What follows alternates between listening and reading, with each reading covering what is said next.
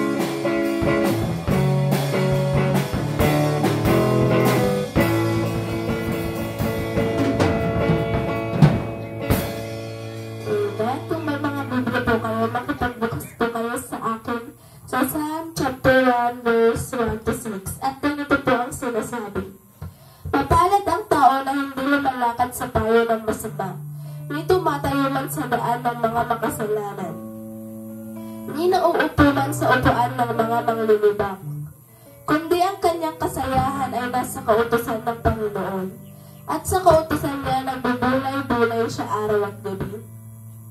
At siya ay magiging parang punong kahoy na itinanim sa siping ng mga agos ng tubig, na nagbubunga sa kanyang kapanahunan.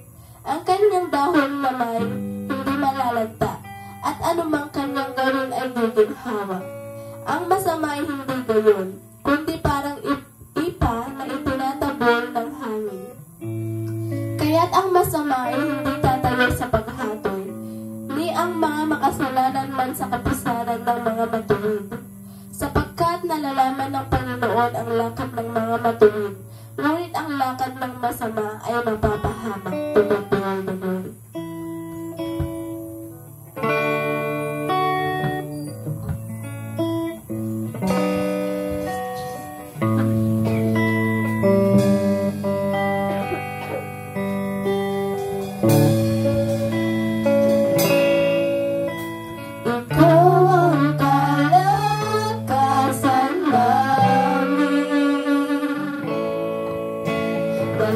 Malalapitan at kaligayahan,